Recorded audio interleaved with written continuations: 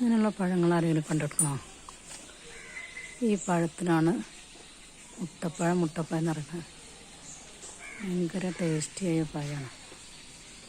അത് രസമുള്ള പഴം.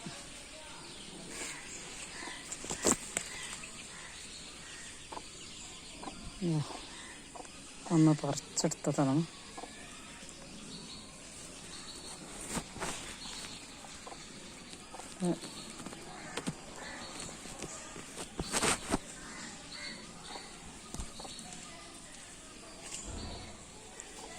അതുപോലെ പൊളിച്ച്